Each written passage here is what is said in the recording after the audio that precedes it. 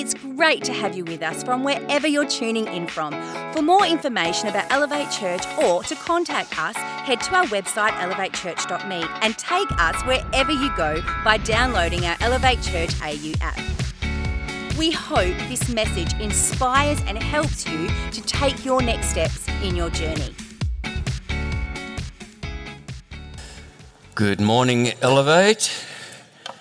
You feel the season is turning, getting a little bit cooler for those of us who love the beach. I'm one of them. I've just noticed water's starting to get a little cooler. The morning times it's getting a little cooler, although I think it's going to be 30-something tomorrow. So there you go. There's something about living in Perth. Just when you think, summer's over, it's like, no. I'm still here. Let me just share a few things with you that are very challenging. Swimming to Rottnest apparently is very challenging. The furthest I can swim, I've worked after 2 years, I can probably do a kilometre. And then after that, I'm history. But swimming to Rottnest is very challenging. Starting a business, very challenging. Anyone started a business? It's I don't know what the stats are. Something like there was a high percentage of businesses within the first 5 years just don't take off because it's hard. Raising children is challenging. And for any children who are here, don't take it personally. It's just, mum and dad used to be a child and our parents said the same thing. Living with MND, MS, PTSD, ASD and any other chronic illness, condition, chronic pain, very, very challenging. The spiritual disciplines of prayer and fasting, very challenging. I think for those of us in the West, we fast from 11 at night till 7 in the morning, and then we have breakfast, break the fast. But the idea of a day, 2 days without food and focusing, really pressing into the Lord, very challenging. But forgiving people who have hurt us, extremely challenging. People who have caused us pain and grief, whether it's through abandonment, neglect, abuse, racism, intimidation, manipulation, just that pain caused by another person, and particularly when that other person is someone we're close to, a spouse, a parent, a sibling, a pastor, an elder, a teacher, a coach. It's that sort of pain, and hearing a preacher or someone saying, and we need to forgive them. It's like, it seems so easy and yet it's so hard, and it feels like no, like they're going to get away with it. I want you just for a moment as we uncover this message, love like Jesus and forgive like Jesus, because Jesus forgives sinners.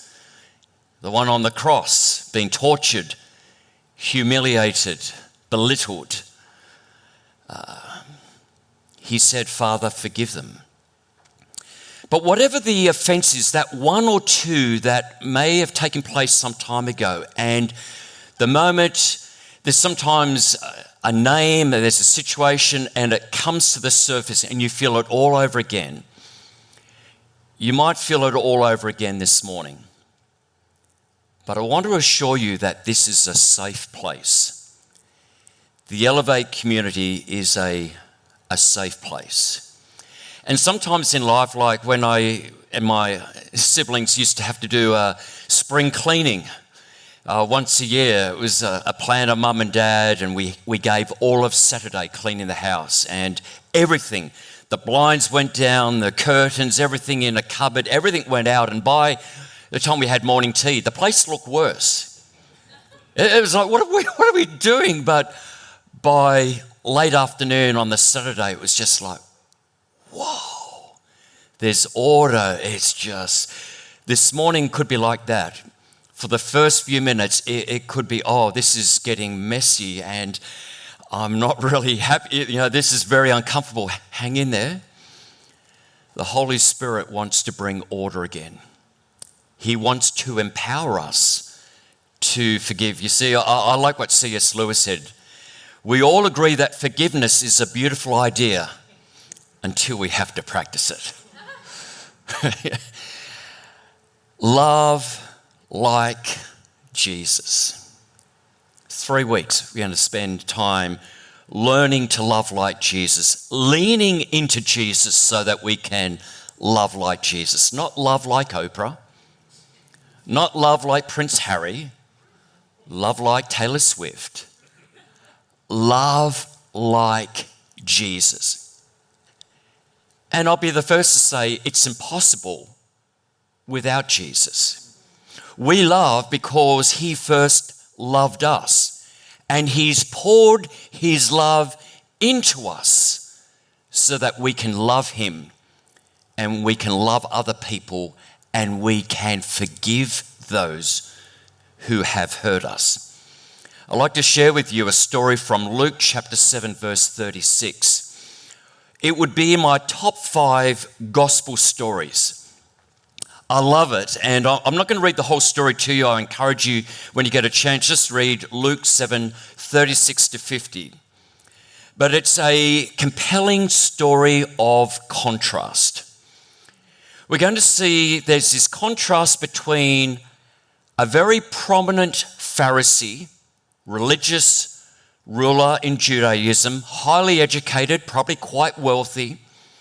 A contrast between Simon the Pharisee and an unnamed woman who has and is living a sinful life. We'll get to that in a moment, what that could possibly be.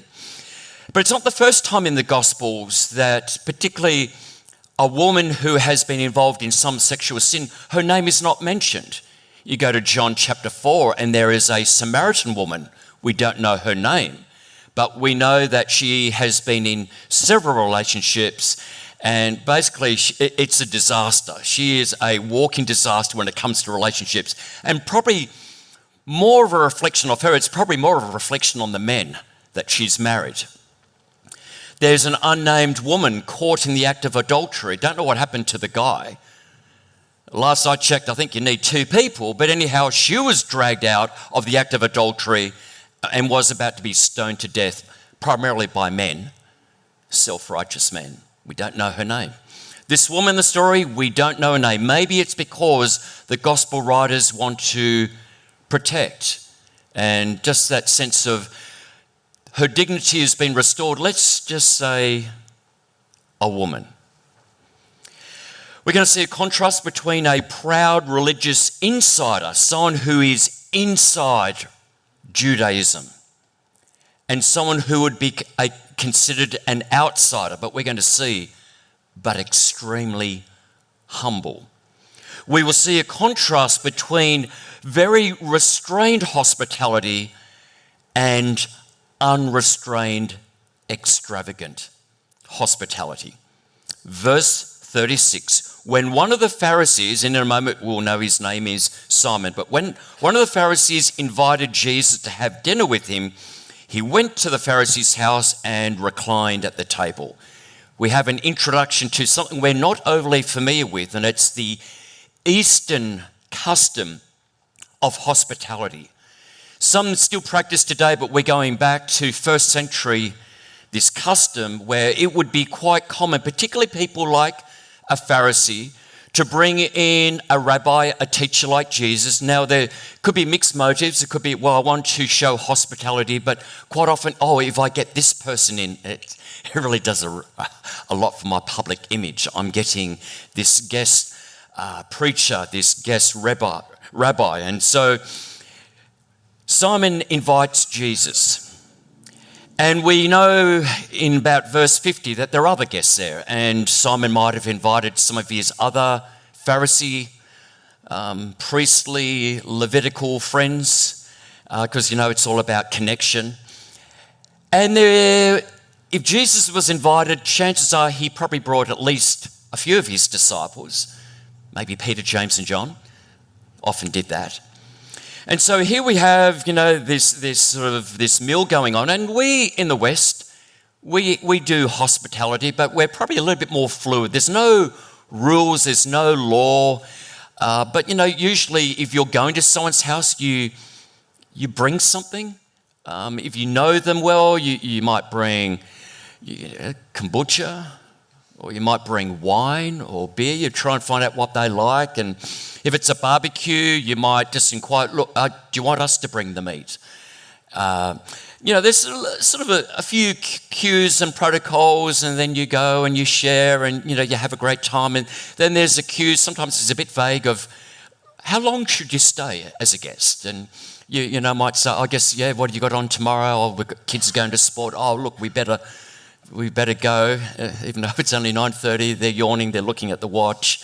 The guy's gone out to the rubbish bin, he's putting the rubbish bin at the front. All the cues, just like there is this thing that the way we do hospitality. But I tell you what, Eastern hospitality, ancient Eastern hospitality, extremely generous and usually inclusive. So we've got Jesus sitting not at a high table like we, it's probably, you see in Japan and other places, a very low table, more couches than chairs, and he's perhaps leaning on, his legs not under the table, probably can't fit under the table, so they're behind him facing the wall. And all is going very well until verse 37 we read, a woman in that town who lived a sinful life, just keeping it a little vague, probably not gossip, I don't think is the issue.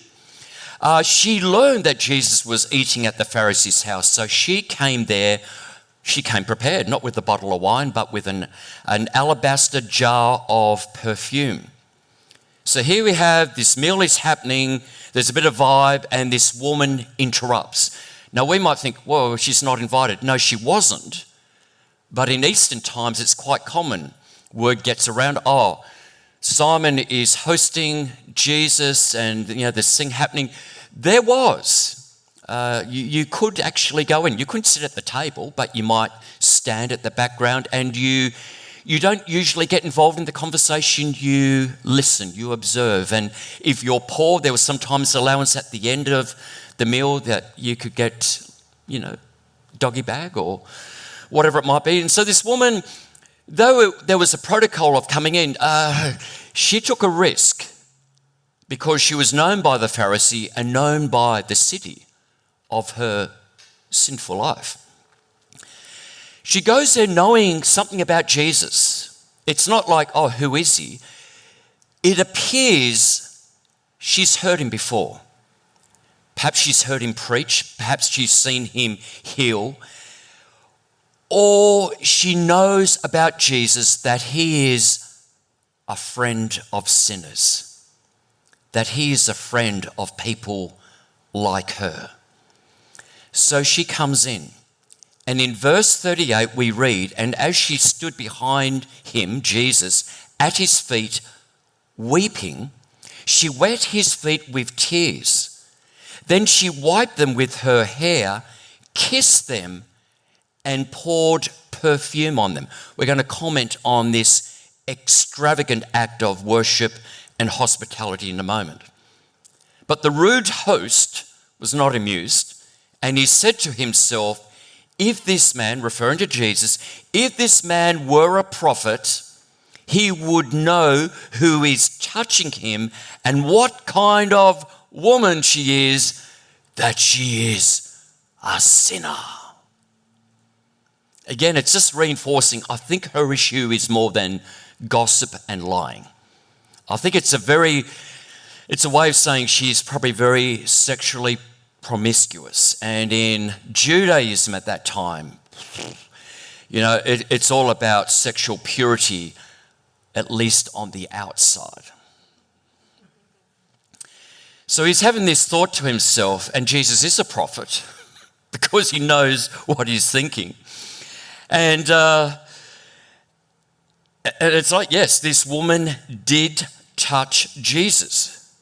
This sinful woman touched Jesus with her hands, her lips, and her hair. Now, again, we could overlook, oh yeah, and she dried them with her hair. No biggie. Oh, biggie. Real biggie. A woman keeps her hair covered in public. To take your hair out was seen as being sexually promiscuous and scandalous. So she's actually doing what people know about her, and it's like she's doing it at the table in front of this so-called prophet and Pharisees. She's uncovered her hair. And yet Jesus doesn't appear to be embarrassed. Jesus isn't offended. Jesus in no way comes across as feeling, oh, I've just been spiritually defiled. This woman has touched me. Because Jesus, no, he's not embarrassed. He's marveling at this woman. This is true worship. And she is exposing the religious spirit of Simon and some of the other religious people there. So Jesus responds to Simon's hidden self-righteousness and religious bias with a little story. So now we've got a story within a story, verse 41. 2 people owed money to a certain moneylender. One owed him 500 denarii, the other 50. Neither of them had the money, and I'll put in brackets, the capacity to pay him back. So he, the moneylender, forgave the debts. Nice little story. The moneylender is Jesus. The woman is the debtor who owes 500 denarii. And Simon the Pharisee is the one who only owes 50. Don't in any way think that Jesus is saying her sin is worse. It's just, it's a story, but it's got a point. And the point hurts. Denarius, so the singular of denarii, is a day's wage. So let me just put this in today's context. We have a sinful woman who's been forgiven 500 days' salary, which you look at today's average pay per day, you do your math, that comes out to be $135,000 she owes. Simon the Pharisee, he's been forgiven 50 days' wages, which is $13,500. Then Jesus, I love this. I'd love to have been a fly on the wall. Jesus asked Simon a very direct kingdom set-up question. Now which of them will love more? Yeah. You can imagine him the way he said it, probably not looking at the eyes of Jesus, or I suppose the one who had the bigger debt forgiven. You have judged correctly. Up until now, you have judged poorly. You are quite correct. Now comes the comparison. Here is Jesus' observation. The sinful woman, she humbly washed my dirty feet with tears of repentance and dried them with her hair. In contrast, Simon the Pharisee didn't even offer Jesus water to wash his dirty feet and hands. Rude, really rude. The sinful woman kissed the feet of Jesus. In contrast, Simon did not greet Jesus with the customary kiss on the cheek. We in Australia don't do that, and all the men said, amen. The woman poured expensive perfume on Jesus' head. No, I can't prove it, but if she is a woman of the night, what if that perfume is part of her trade? The perfume she uses before she meets her clients, and she's pouring that on Jesus. Simon didn't even pour common olive oil on the head of Jesus. The fact that the woman did all of this, to me, is a testimony that her life has already been transformed by Jesus. And she came into this gathering, this banquet, knowing she could be told to get out and humiliated, but she came in because she desperately wanted to express gratitude She wanted to love on Jesus because she understands she has been forgiven. And then Jesus says in verse 47, therefore I tell you, her many sins have been forgiven, for she loved much. But he who has been forgiven little loves little. It's not like, in a sense, she sinned more, because all have sinned and fallen short of the glory of God. But certainly in Judaism, in religion, there would be the sense of, oh, this woman lives a sinful life. Oh, he's a little bit of sin, a little bit of gossip, a little bit of exaggerating. Sometimes he doesn't tithe his herbs, even though it wasn't required. But the Pharisees are doing more than the law requires.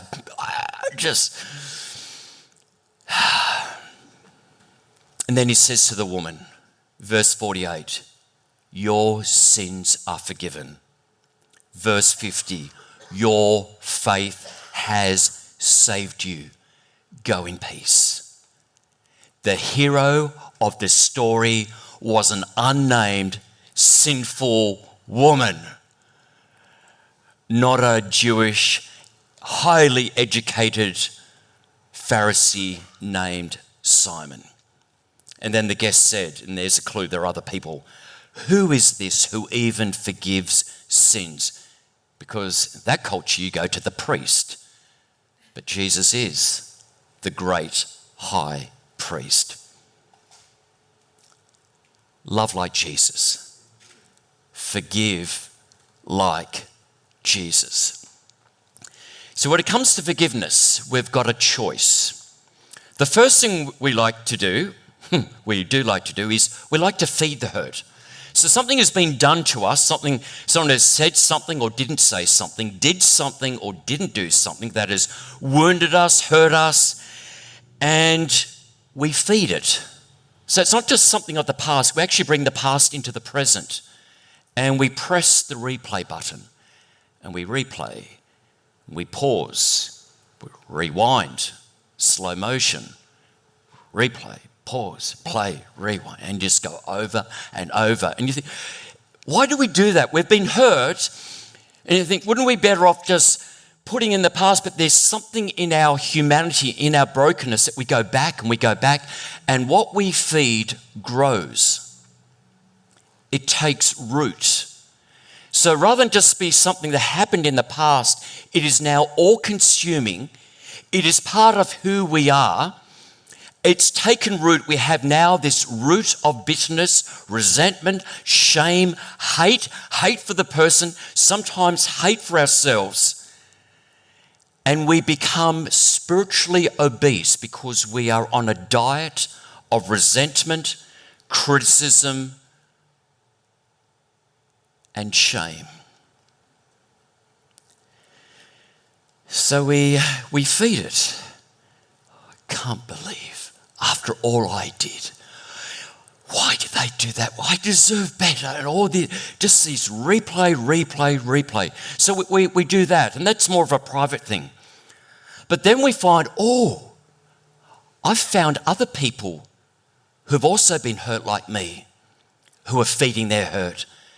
So we have fellowship with the wounded. Let me tell you my story. And you tell them, let me tell my story. And actually, I think my story is worse than their story. Can I tell my story again? And I'm having a party next week. It's my pity party. If you could come along, because I'm going to get to tell you my story. But I'm going to give more detail this time. And so it's this fellowship. And as we hear each other's story and we tell ours again and again, and their response, it just, it amplifies, it justifies. It's like it adds fuel. It's like, this rage. I can't believe my father, that priest, my mother, that person, my spouse, my partner, my child said this, didn't say this, did this, didn't do that. Just this trauma, this pain. We feed it. Really bad option. And I've done it many a time. And over the years as a pastor, I found other pastors who had similar stories, and it just, us versus them. It's really bad. Takes you to a much darker place. The alternative, we free the hurt. And this is where we begin to react. What, you let it go? They get away with it? No.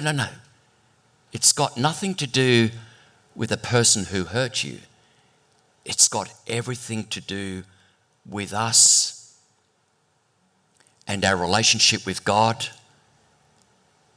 You know, the prayer, Father, forgive us our trespasses as we forgive those who trespass against us. What we need, like this woman, though she didn't have the Gospels, what we need is a revelation, or maybe a fresh revelation, of the unconditional love and reckless mercy of God. But while we were still sinners, Christ died for us. What sort of love is that? And God would say in Psalm 103, and as far as the east is from the west. Now, I'm not the smartest guy around, but I reckon that's a really long way. As far as the east is from the west, so God has removed our sin when we come to him. Oh God, forgive me. I mean, this is reckless, this is wild, this is untamed. We need that revelation.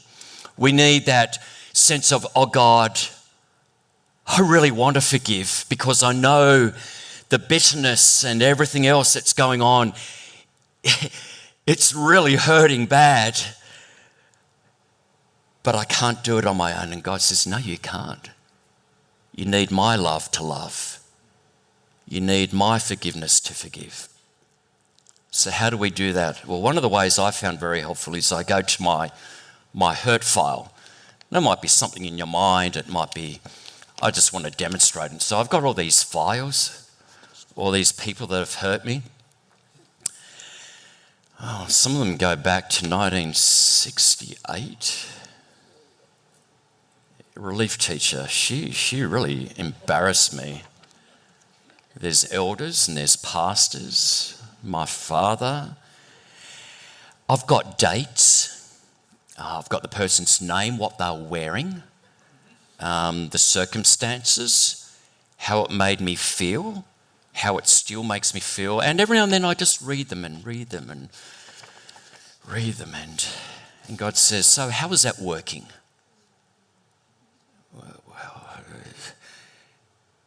You're feeding it. What else am I meant to do? Destroy your hurt files. Free. This is like history. This is part of my life. No, that's your past. It's not who you are. But they're going to get away. No. It's got nothing to do with a person. So you've got a choice. The pain of resentment, shame, bitterness, or the pain of letting it go, because it's actually going to hurt. Painful, there's something in us. I want justice. Do you want justice for you as well? Oh, not for me. I get a revelation of the reckless love of God. I just go, I've been forgiven so much, just like that woman. Because I've been forgiven much, there's much love. And that love empowers me to free the hurt.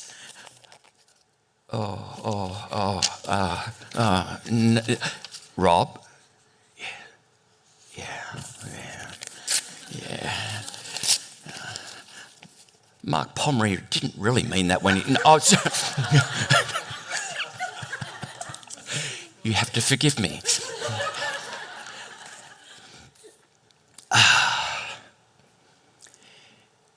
Forgiveness doesn't change the past. The past is the past.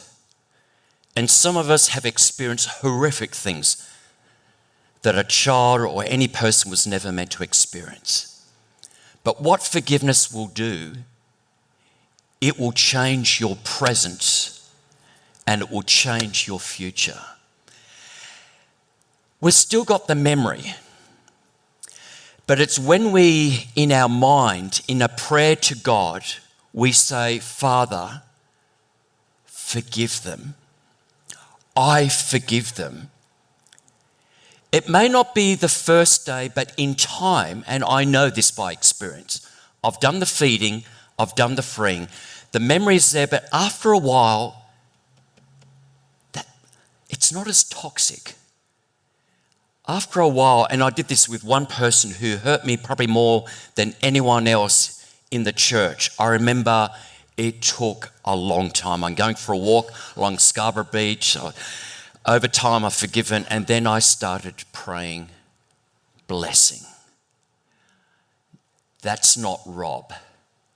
That's Christ in Rob. This love that is poured into my heart. When we get a revelation that we have been forgiven much, we will have the capacity to love much. I have found when I haven't been able to forgive, the real issue, I was void of love. It wasn't so much a discipline. I was void of love. But when I allowed the Father to fill this child again with his love, it's like love on steroids. I was able to say to all of these people, I forgive you.